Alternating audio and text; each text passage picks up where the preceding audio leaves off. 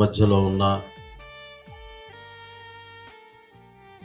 మరి కుమార్తె కొత్తపల్లి డైజీ చింతల్లి పూర్త మరి సందేశాన్ని, దైవ సందేశాన్ని అందిస్తారు. ముందుగా ప్రైజ్ ద లార్డ్. నాకు వినబడట్లేదండి. ఓకే, హల్లెలూయా.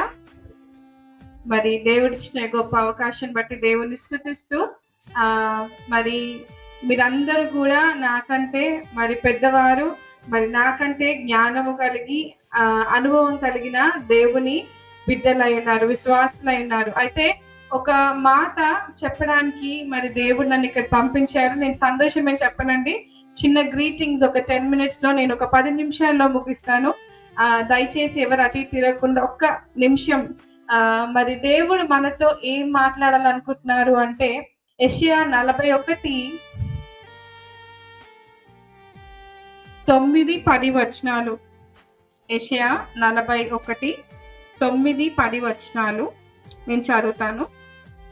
భూదిగంతముల నుండి నేను పట్టుకొని దాన్ని కొనల నుండి పిలుచుకున్నవాడా, నీవు నా దాసుడవనియు నేను నిన్ను ఉపేక్షింపక ఏర్పరచుకొంటిననియు నేను నీతో చెప్పి ఉన్నాను. నీకు తోడై ఉన్నాను, భయపడకుము, నేను నీ దేవుడై ఉన్నాను. దిగులు పడకుము, నేను నిన్ను బలపరుతును, నీకు సహాయము చేయువాడను నేనే. నీతి అను నా దక్షిణ హస్తముతో నిన్ను ఆదుకొనుదును. మరి దేవుడు ఇక్కడ మరి ఏమని వాగ్దానం చేస్తున్నారంటే, మనని అంట ఉపేక్షించక, అంటే మనని రిజెక్ట్ చేయకుండా ఆయన మనను ఏర్పాటు చేసుకున్నాడంట. చాలా సార్లు దేవుని ఏర్పాటు అంటే మనం ఏమనుకుంటామంటే, ఏదో పిలిచిండు కదా, మనం ట్రైనింగ్ చేసినాం కదా, ఎక్కడికో వెళ్ళి సేవ చేస్తాము, ఎక్కడికో వెళ్ళి దేవుడు పిలిచిన దగ్గర నేను వాక్యం చెప్తే సరిపోతుంది అని అనుకుంటాం. అయితే ఇక్కడ దేవుడు ఏమని వాగ్దానం చేస్తా ఉన్నాడు, ఏమని మరి ప్రవచిస్తా ఉన్నాడు అంటే, ఆయన మనకు తోడై ఉండాలని ఆశపడతా ఉన్నాడు. ఈ సంవత్సరం అంతా కూడా దేవుడు మనకు తోడుగా లేకపోతే మనం ఇక్కడ సజీవులుగా జీవించే వారం కాదండి కదా. ఎవరైనా కృతజ్ఞత లేని వారిగా ఉంటే, ఈ దినము, ఈ రోజు మనం ఇంకా సజీవ లెక్కన ఉన్నామంటే, ఇంకా మనము దేవుని కలిగి ఉన్నామంటే, దాన్ని బట్టి మనము దేవునికి కృతజ్ఞతాస్తులు చెల్లించాలి. మనందరికీ డేవిడ్ తెలుసు కదా, దావీదు రాజు. ఆయన ఎందుకు రాజయ్యారని ఎవరైనా ఆలోచించారా అండి? దేవుడు అభిషేకించాడు, కానీ మరి దేవుడు ఆయనని ఏర్పాటు చేసుకోవడానికి, ఒక రాజుగా ఆయన చేయడానికి కారణం ఏంటంటే, ఆయన హృదయం అంతా, మనం కీర్తనలు చదువుతాం కదా, అన్ని కాదు కానీ కొన్ని కీర్తనలు ఆయన రాస్తాడు. ఎందుకు అంటే ఆయనకు కృతజ్ఞత కలిగిన హృదయం ఉంది. ఈ రోజు మనం జీవిస్తున్నాం, తింటున్నారు.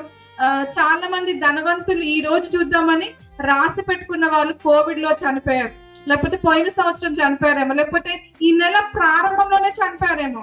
కానీ మనమైతే ఇంకా ఆహారం తింటున్నాం, ఇంకా ఊపిరి పీల్చుకుంటున్నాం. ఇంకా దేవుని స్తుతించకుండా ఉన్నట్లయితే, ఇంకా దేవుని మీరు ఆ కృతజ్ఞత హృదయం, ఆ థ్యాంక్ఫుల్ హార్ట్ లేకపోతే, దేవునికి అయిష్టమైనవి, దేవునికి అసహ్యమైనవి 6 కలవని ఉంటది కదా. కొండెము నాలుక అంటే ఏ నాలుక అబద్ధం చెప్తుందో ఆయనకు అది నచ్చదంట. కానీ ఏ నాలుక, ఏ యొక్క పెదవులతో మనము దేవుని స్తుతిస్తే, ఆ యొక్క పెదవులు ఆయనకు ఇష్టమైన బలి ఏంటంటే, మీ ధనము, మీ సమయం అన్నిటికంటే కూడా ఏం తెలుసా, మన యొక్క ఏమంటారు, మన పెదవులు, మన యొక్క హృదయము దేవుని స్తుతించేవిగా, దేవునికి మనం కృతజ్ఞత చెప్పేవారిగా మనం ఇక దేవుడు చెప్తున్నాడు, మనందరినీ కూడా దేవుడు ఎందుకు ఏర్పాటు చేసుకున్నాడు, ఎందుకు ఉపేక్షించలేదు. ఎన్నోసార్లు మనం పడిపోతాం, సేవకులైనా సరే. ఇది నాకు కొత్తగా అనిపించచ్చు, నాకు తెలియదు, కానీ నేను కుమార్తెని నాకు ఇక్కడ అవకాశం ఇవ్వలేదు.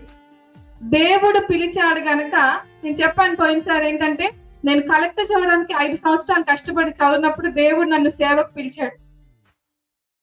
నాకు అస్సలు ఇష్టం లేదు. నేను సేవ జాబ్ వస్తేనే చేస్తాను. ఎంతో మంది సేవకులకు మా చిన్నప్పటి నుంచి మినిస్ట్రీ ద్వారా ఇచ్చే సహాయం నాకు తెలుసు.